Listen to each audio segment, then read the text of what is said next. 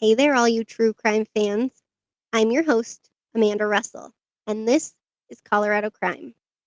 If you're new here, I cover cases from coast to coast with a special emphasis on cases that happen right here in colorful, crime filled Colorado. If you're returning, welcome back. Thanks for being here today. Before we get started, I did want to give you guys an update on last week's case. Barry Morphew filed a motion on May 26, 2022, to have his property returned to him that's still being held as evidence.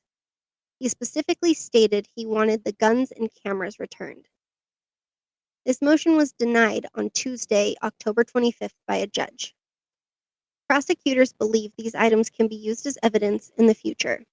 It feels like a really small victory, so I thought I would share it with you guys.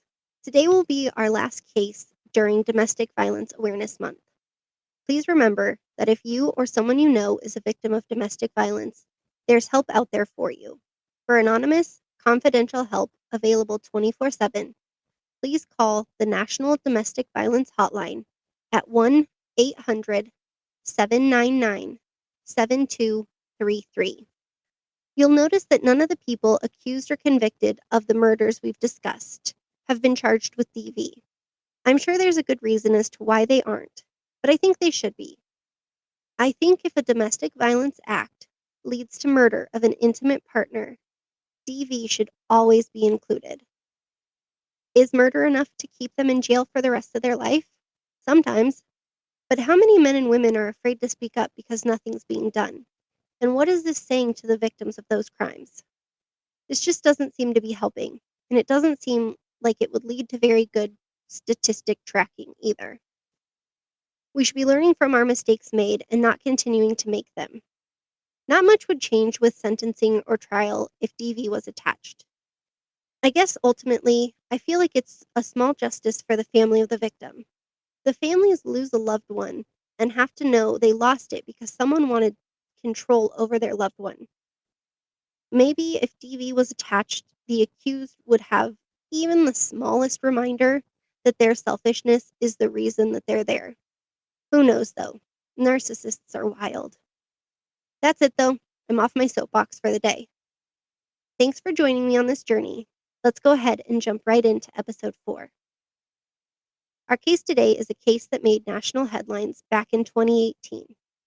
It was the case of the missing mother who hadn't been seen since Thanksgiving Day. Know which one I'm talking about? This is the horrible, tragic, and devastating case of Kelsey Berreth.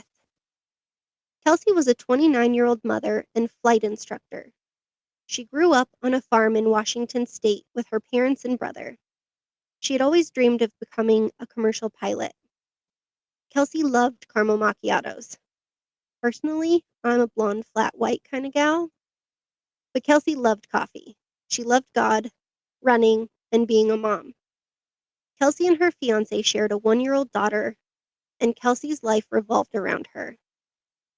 One of the last conversations Kelsey shared with her mom was about cinnamon rolls she was making for breakfast, what she planned on getting her daughter for Christmas, and also how excited she was to take her to pick out a Christmas tree. Kelsey met her fiancé, Patrick Frazee, online in 2016. Her move to Colorado followed quickly behind. So quickly, in fact, she didn't have a job lined up when she moved here. In October 2017, Kelsey gave birth to their daughter, Kaylee. Kelsey started working for DOS Aviation in Pueblo, where she was well-liked, a hard worker, and very reliable. Kelsey and Patrick never lived together. Patrick actually lived on a ranch in Florissant, Colorado with his mother.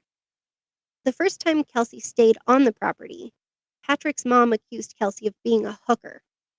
I think it's pretty fair to say that they didn't have a very great relationship. Kelsey was a full-time mom and made the 1-hour, one-way commute from Woodland Park to Pueblo several times a week. While Kelsey was busy trying to keep up with the day-to-day demands of being a full-time mom and employee, Patrick was spending his days working his farrier business and poisoning friends around him with lies about Kelsey. He would accuse her of being an alcoholic, abusing their daughter, and being an all-around bad mom. He even went as far as to say Kelsey abandoned Kaylee and left him with her. A far different story from what pictures and interactions with Kelsey showed. Then, his problems seemed to disappear on November 22nd, 2018, when it appeared that Kelsey couldn't handle the struggle anymore and went away to Idaho. The last footage of Kelsey shows her at Safeway with her daughter on Thanksgiving Day, buying groceries like the great mom she was. Neighbors of Kelsey caught Kelsey, Kaylee, and Patrick entering Kelsey's condo around 1:30 p.m., and Patrick and Kaylee leaving alone around 4:30 p.m. If this sounds cut and dry, it would have been, except for the fact that Kelsey wasn't reported missing until December 2nd, 2018. Kelsey's mom, who lived in another state, had reached out several times to Kelsey with no avail. Her mom, Cheryl, called Kelsey's fiance and father of her grandchild, the person who would most likely know where she was, and was told that the two had broken up because Kelsey wanted her own space. Cheryl was surprised to hear this, as Kelsey hadn't mentioned anything to her. Patrick went on to tell her that Kelsey may have moved away, but he didn't know. Again, this seemed odd to Cheryl. She then asked Patrick to go check on Kelsey and see if her cars were at the condo. Patrick said he had to check his cows first, but would after, even though she wouldn't want him there. Cheryl just wanted to make sure her daughter was okay. After the awkward conversation with Patrick and the uneasy feeling became too much, Cheryl called the Woodland Park Police Department and reported Kelsey missing. Police reached out to Patrick, who stated he had received a text message from her on November 25th, but the two had recently ended their relationship and Kelsey seemed despondent. Cell phone records would later show that text message came from Gooding, Idaho. He claimed that Kelsey asked him to keep their daughter for a while because she was tired and stressed out. He also stated he was worried about her. Records also show that Kelsey's phone sent a text message to her employer stating she would be out for the next week. A very general search of her condo was conducted, but nothing indicated she was planning on leaving for any extended period of time. Her luggage, makeup, and toothbrush were all accounted for. The cinnamon rolls Kelsey told her mom about were still sitting on the stove. The only things that seemed to be missing were her purse, her keys, her phone, and Kelsey herself. Toys that Cheryl had purchased for her granddaughter were also missing. This seemed weird to Cheryl because she had given those to Kaylee for her first birthday just a month prior. On December 3rd, police released information that she was missing and that she was last seen wearing a white t-shirt, a gray sweater, blue pants that could have been jeans, white shoes, and a brown purse, and asked the public to send in any information regarding her disappearance. Cheryl and Kelsey's brother flew from Idaho to Colorado to search for Kelsey. When Cheryl asked Patrick if he had gone looking for her, he said he hadn't. That was the last time Cheryl spoke to Patrick, and I'm sure her suspicions were through the roof. Cheryl and her husband went to Kelsey's condo to see if they could find anything that might indicate to them where their daughter had gone. This is when Cheryl started to notice all the things that seemed wrong to her. The first being the thermostat was set to 72 degrees. Kelsey typically turned it down when she left. The second being the trash hadn't been taken out recently, and the cans weren't in their usual place. And finally, Cheryl noticed a film on several areas of the condo from cleaning supplies. The TV, the love seat, and the stove all had these. Cheryl explained that as she walked through her daughter's home, she placed a picture of Kelsey and Patrick face down, frustrated that he wasn't more concerned. The first prayer vigil was held in Tacoma, Washington, Kelsey's hometown. The Woodland Park community would also hold a prayer vigil for Kelsey, but Patrick didn't attend. In an age where technology is at our fingertips and social media is so prevalent, it's odd that Patrick never once posted on social media asking for help finding her. Is that because he already knew where she was? On December 6th, Kelsey's family was staying in her condo while they searched for her. Kelsey's brother, Clint, made a grisly discovery. He found blood on the bottom of the toilet bowl and on the inside doorknob of the bathroom. They called the police, and that was the last time they were allowed into her condo. Police searched the home. When blood was discovered, investigators began focusing on Patrick. On December 15th, police talked to Cheryl and changed the locks of the condo so they would have sole control over who came and went. Cadaver dogs were brought in to search for Kelsey. Although the dogs never entered the home, they did hit on the front bumper of her own car. Police spoke to neighbors and discovered that one neighbor had video footage of Kelsey's front door, and it was only located 16 feet away. This is one of those systems that notifies your cell phone of motion, like Nest or Ring or something along those lines. This neighbor was out of town on Thanksgiving, but stated during the trial that her camera activity was particularly high that day. She stated that it had gone off 6 or 7 more times than normal. I think some of this can be to the fact that it was Thanksgiving and there was probably more foot traffic in the area. During the investigation, though, police found that the camera alerted motion only 4 times on the 21st, the day before police suspect Kelsey was killed. On the 22nd, the camera alerted 27 instances of motion. The bulk of these occurred just before noon, right around noon, and again at 1:20 p.m. The next wave of motion was detected between 4:20 p.m. and 4:30 p.m. Between November 22nd and November 27th, there were 27 images captured. Of those 27, 11 were Patrick. He was seen on camera at 1:24 p.m. on the 22nd with something in his hand. He is seen exiting Kelsey's condo at 4:20 p.m. with Kaylee. About 10 minutes later, he can be seen again, but this time he has his back to the camera. This was the last image of Patrick captured at Kelsey's condo.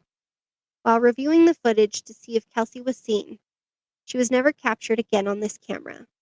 The last known photo of Kelsey was captured on November 22nd at 1:23 p.m. Kelsey was carrying flowers and the baby carrier. On December 11th, police released the footage of Kelsey and Kaylee entering Safeway. While police were pleading with the public for information, Patrick was visiting a local Verizon store. He told Kelsey's mom in their last phone conversation that he was going there to ask if Kelsey had texted anyone since going missing. But while he was there, he was described as being, quote, very nervous, paranoid, and sketchy, end quote. Patrick was trying to access an account but didn't have the PIN. He stated he wanted to change the PIN but was informed that he would need to contact corporate in order to complete his request, which seemed to make Patrick even more nervous. At one point during the interaction, Patrick told the employee, quote, don't believe what they're saying about me, end quote, which the employee felt was odd because he didn't know who Patrick was or what he was accused of at the time. Patrick was concerned about people having access to his phone account. He then asked if information stored on a phone could still be accessed even after the phone was destroyed. After Patrick left, the employee made the connection of who he was and what people were saying. He then sent an email to the police around 6:30 p.m. before leaving for the day. This employee was then interviewed the very next day. During the trial, Patrick's brother Sean took the stand. He's a Colorado Springs police officer and stated that he and Patrick hadn't been close for the past 2 or 3 years. On Thanksgiving Day, Sean and his family visited the ranch around 2:30 p.m. The only person there was his mother. The family ate dinner and waited for Patrick to return. Finally, around 4:30 p.m., Patrick called the home's landline to inform his family he would be late. Patrick arrived around 5 p.m. with Kaylee and began making their plates. Patrick then went outside to attend to some animals. When he came back inside, the family ate dessert and Sean and his family left. When Sean was asked if he saw anything in the back of Patrick's truck, He informed the court that Patrick had parked out of sight, so he'd not been able to see the truck, but that it would not be odd for Patrick to have a black box in the back. Police believe that Patrick placed Kelsey's body in the black tote to transport it back to the ranch. Sean spoke to Patrick on the phone on December 3rd. Patrick mentioned that Kelsey's grandma was sick, and she may have gone to visit without telling anyone. Patrick then went on to tell his brother that Kelsey had alcohol issues and had sought help previously, so maybe she was getting help again, and she just didn't tell anyone. Sean was also with Patrick on December 4th when police seized his phone. A local furniture store captured images of Patrick at 1:19 p.m. on the 22nd. He appeared to be driving in the direction of Kelsey's condo. A white dog carrier and a black box can be seen in the back of his truck. His vehicle appears on surveillance footage again at 4:34 p.m., and the black tote is in a different position. The first photo showed the silver clasps on the tote, but in the second image, the clasps are not visible.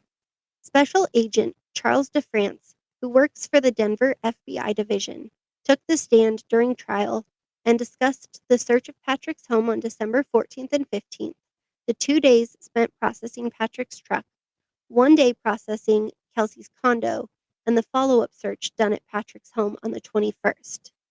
A folder was recovered from Patrick's home with banking documents inside. Also inside were 2 handwritten documents inside of an envelope. Patrick's alibi. There was also a receipt from Walmart that showed the time and date, the 22nd, at 1:50 p.m., that Patrick was buying his daughter formula. The other receipt was from Waste Management for a household waste dump of 70 yards with the date and time December 1st at 12:39 p.m. There were also surveillance photos taken on the 22nd from a credit union that he had requested specifically from the credit union.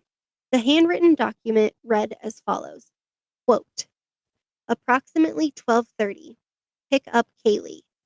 Meet and exchange from parking area at her house. Approximately 12:45, ent bank deposits. Approximately 1:30, leave Walmart. Drive 40 miles to check on feed, water cattle. Approximately 2:45, feed, water, check on cattle. Approximately 3:45, drive home for Thanksgiving dinner. Approximately 4:30, get home. End quote. Enter Crystal Keeney. Patrick's phone records became a pivotal part of the investigation when it was discovered he called an Idaho number on the 22nd between 4:30 p.m. and 4:40 p.m. Crystal and Patrick had met in 2006 while Crystal was dating another man. Quickly on in their relationship, Crystal claimed to become pregnant with Patrick's child, and he asked her to terminate the pregnancy, a request she granted. The two were on and off for years. In December 2008, Patrick called and told Crystal he bought a dog that came with a puppy and he didn't want it, so he offered it to her. When she came to pick up her new puppy, Patrick told her she needed to choose between him and her current boyfriend. She chose to stay in her current relationship. Patrick called in April of 2009 demanding payment for the puppy. When Crystal didn't send money, he called again and threatened to come and kill the dog. Crystal got engaged and she didn't hear from Patrick until October of 2010, the day before her wedding. Patrick called and told her not to marry her fiancé and he would come, quote, rescue her, end quote. It wasn't until 2013 or 2014 that Patrick reached out via text message. They exchanged small talk, but it wasn't until 2015 that the two met in person. Crystal hadn't seen Patrick since 2008, but after her and her husband began having marital issues, she texted Patrick and he asked her to call. According to Crystal, the two spoke daily. Patrick began encouraging Crystal to leave her husband. He even talked about wanting to start a family with her. In March of 2016, Crystal found out she was pregnant again with Patrick's child. Crystal told Patrick, and he again hinted at abortion. She said she cried, but again went through with terminating another pregnancy. In May of 2016, Crystal filed for divorce from her husband. When she told Patrick and he didn't respond the way she wanted, they stopped speaking until October of 2017. The same month and year his daughter Kaylee was born. Crystal claims that the two met up in March of 2018, but Patrick never mentioned Kelsey or their daughter. She returned in June of 2018 to help Patrick fix his fence. At first, Patrick didn't answer calls, but eventually did, and the two met up.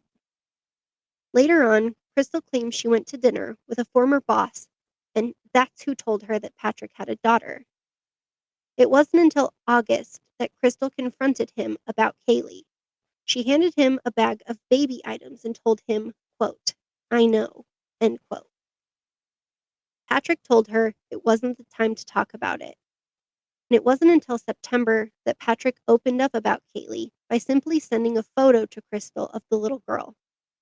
This is when Patrick began telling Crystal that Kelsey was harming their daughter, and he wanted to, quote, "take care of Kelsey," end quote.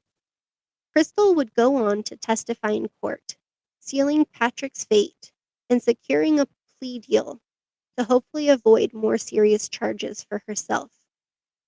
She pleaded guilty to one count of tampering with physical evidence and is actually now free on parole. Crystal told investigators, quote, "I know what I did was wrong. I'll never be able to repay the Berreth family for that. I'll never be able to repay Kelsey or her daughter, but I try every day to make amends for what I did. I don't know what I can do other than that." In order to uncover what really took place on November 22nd, 2018, Special Agent Johnny Grusing interviewed Crystal. A little side note here.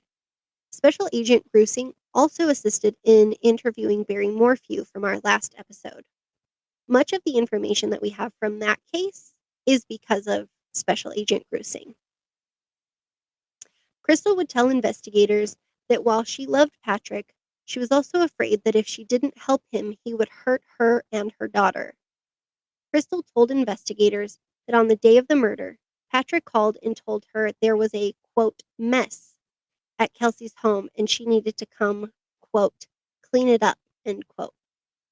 Any normal person would be shocked by this call and would call the police. Crystal wasn't and didn't. Crystal knew this was coming. She was just waiting for the call. Patrick had solicited Crystal on 3 different occasions to kill Kelsey. The first time, he told Crystal to knock on Kelsey's door and hand her coffee laced with sedatives. Crystal did deliver the coffee, but not the drugs. The second time, he sent her to Kelsey's house with a metal pipe and instructed her on how to use it. Patrick told Crystal this was her chance to, quote, "redeem herself," end quote, for not succeeding the first time. Crystal showed up to the house but decided against the murder and left the pipe in Patrick's driveway. She believed this conversation took place on October 15th, 2018. The third time, he told Crystal to wait outside Kelsey's home with a baseball bat and, quote, "swing away," end quote, at Kelsey. Crystal refused, so Patrick took matters into his own hands and carried out the attack he had been planning for weeks. Crystal asked for a plea and then shared all the grisly details. On November 22nd, Patrick showed up to Kelsey's home. He went inside and began to play a game with Kelsey. He blindfolded her with a sweater and asked her to smell different candles to see if she could identify the scent. While she was blindfolded, Patrick savagely bludgeoned Kelsey with a baseball bat. This all occurred while Kaylee was playing in the next room. After Kelsey was dead, Patrick called Crystal to do her part. He made sure to tell her to, quote, "look for knocked out teeth," end quote. Crystal would spend 4 hours cleaning the crime scene. What couldn't be cleaned, stuffed animals and pillows, she put into trash bags. 6 garbage bags were filled with blood-stained items. In court, Crystal testified that she left little spots of blood around the home, hoping investigators would find them. Maybe that's true. Or maybe she did a shoddy job of cleaning up the mother of her lover's child's blood and didn't want to go down for murder. From the stand, Crystal told the court, quote, "Her mom and that little girl never needed to see what Patrick did to her, and I didn't know he was capable of that. I didn't think he was capable of what happened." End quote. Crystal arrived at Kelsey's Woodland Park condo on November 24th. She testified that there was blood on the living room floor as well as the walls. She found blood spatter on the east wall, on stuffed animals, an exercise ball, a chest, another wall, and on the stove and dishwasher. By the time Crystal arrived, the blood was dry. She used rags from Kelsey's own bathroom. Those 6 garbage bags, those also came from Kelsey's home. Crystal left Kelsey's home and stopped by Sonic to grab a drink and lunch for Patrick and Kaylee. Patrick stored the black tote containing Kelsey's body in a friend's barn. When Crystal said she needed to return to Idaho, Patrick said they needed to get the tote. Patrick got into a tractor, grabbed the tote from the top of a haystack, and placed it in the back of his truck. The two drove back to his home in Florissant, and Patrick burned Kelsey's body in all 6 garbage bags after dousing them in gasoline. Crystal went on to explain that Patrick wanted the fire to burn hotter, so he added motor oil to all the items. The burned evidence included Kaylee's toys and Kelsey's blood-stained Bible. The two discussed the murder, and Patrick told Crystal that he just, quote, swung away and it was really hard, end quote. He also said the next time he would, quote, stick to normal weapons, end quote. Next time? Really? When Crystal was testifying, she said, quote, "He told me how hard it was to eat Thanksgiving dinner with my family when the mother of your child is in a tote in the back of your truck," end quote. As the two continued to chat, Patrick told Crystal that Kelsey's last words to him were, quote, "Please stop," end quote. This speaks volumes to what type of person Kelsey was. Even as the father of her child brutally attacked her and she fought for her life, she still said please. Patrick then directed Crystal to take Kelsey's phone, purse, and gun with her back to Idaho to make it look like Kelsey left. She sent several text messages from Kelsey's phone as a diversion, some to Patrick and one to Kelsey's employer. Crystal testified that she later burned the phone to destroy it. She said she took Berreth's gun to a friend, saying it was a suicidal aunt's, then burned Berreth's phone and purse at her home in Kimberly, Idaho. She testified that she put the ashes in a silver box, then into a plastic bag that she dumped in a trash bin on her way to work. After several calls from Patrick that Crystal said felt like, quote, coaching, Crystal began to really feel the pressure. On December 16, 2018, Crystal was met at her front door by FBI and CBI agents who told her they had a search warrant for buccal swabs. They told her they knew she lied, and she agreed. She knew the jig was up. On December 20th, 2018, Crystal told investigators everything, from start to finish. Everything she knew, investigators now knew, and they would use all this to charge Patrick Frazee with Kelsey Berreth, the mother of his child's death. Jurors spent 11 days listening to testimony from friends, family, law enforcement agents, and investigators involved in the case. They deliberated for just 3 hours before delivering the verdict. On November 18, 2019, just days shy of 1 year after he brutally murdered Kelsey Berreth, Patrick Frazee was found guilty on all counts: first-degree felony murder and 3 counts of solicitation to commit murder. He was sentenced an hour later to life without the possibility of parole, plus 156 years, the maximum possible sentence. Currently, Patrick Frazee is trying to appeal his charges, and I'll keep you updated as that progresses. I, for one, feel absolutely certain that Patrick is exactly where he should be. He already told Crystal he would do it differently next time. I hope he never gets the chance to even dream that life outside of prison is possible. Thank you for tuning in this week. I'll be back next week with a new case. New episodes are released every Friday at 10:30 a.m. Mountain Standard Time. Please follow me on Instagram at Colorado Crime Pod for updates on next week's case, as well as other true crime happenings. If you have any cases you would like me to cover, please send me an email at amanda@coloradocrimepodcast.com. I hope you have a beautiful day wherever you are, and as always, stay safe.